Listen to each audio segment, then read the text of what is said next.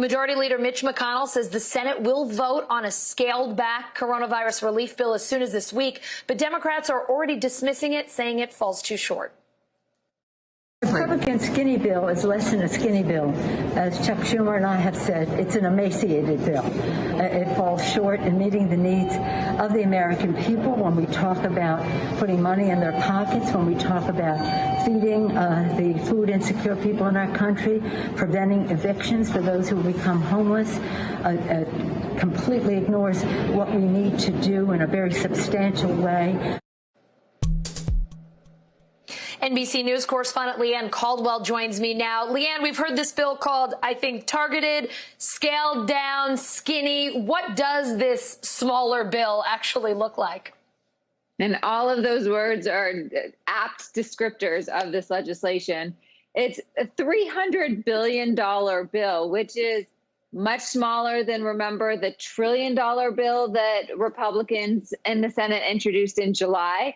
And it's way smaller than the $3.4 trillion bill that Democrats passed in the House in May. And that's where those negotiations are stuck. So what the Senate Republican bill actually does, well, it provides unemployment insurance, an additional $300 a week federal benefit, which of course is smaller than the $600 a week.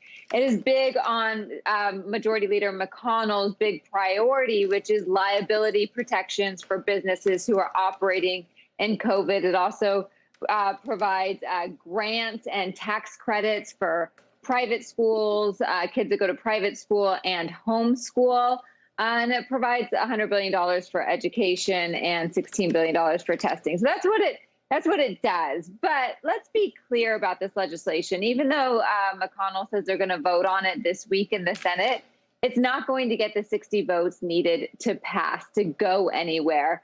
What this is an exercise in political posturing. McConnell has been searching for a bill that can coalesce his conference, get 51 Senate Republicans at least.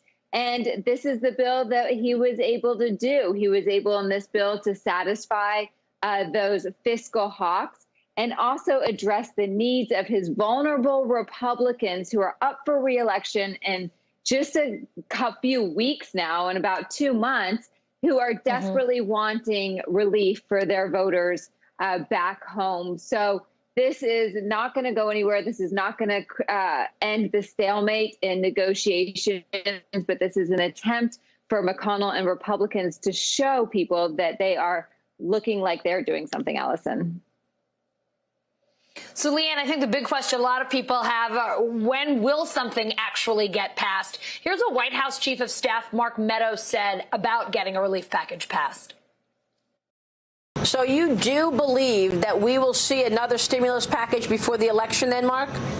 Or you're not sure? And, I do. I'm not sure, obviously, but I do believe that we'll see that only because I've had a number of conversations, probably a dozen, sometimes a day, with different rank and file members. I'm more optimistic perhaps today than I've been in a long time. So, Leanne, what are you hearing on Capitol Hill? Are lawmakers as optimistic that we might see something before the election? Well, Mark Meadows, what he said was that he's having lots of discussions with rank and file lawmakers, but those are not the people in the negotiating room. While those might be nice discussions, they're not going to lead to a deal.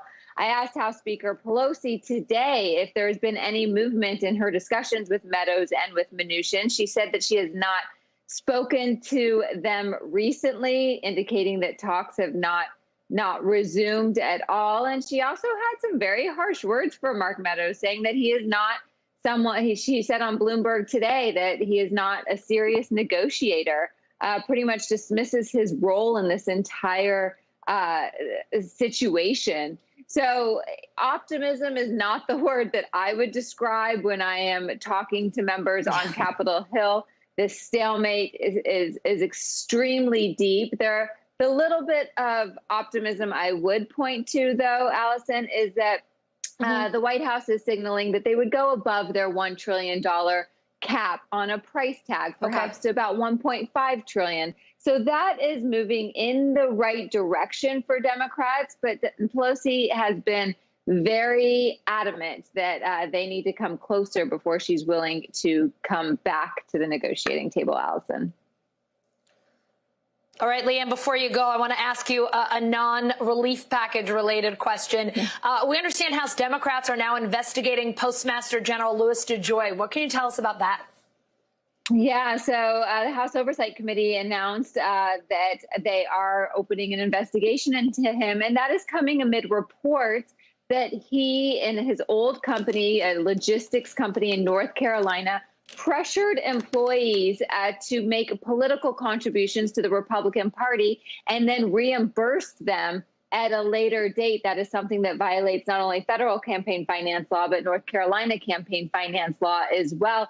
So they say that they're going to open an investigation into that. But there's another aspect to their investigation, Allison, and that is lying to Congress. There's a member, Democrat Jim Cooper, who asked DeJoy at his hearing a couple of weeks ago before that committee if he ever reimbursed people, his former employees, for political contributions, in which DeJoy called that allegation, quote, outrageous, and said that he did not do that. So if these reports prove true, then it could be that DeJoy did lie to Congress, which is another crime, Allison. So these investigations and the anger with DeJoy is just continuing on Capitol Hill.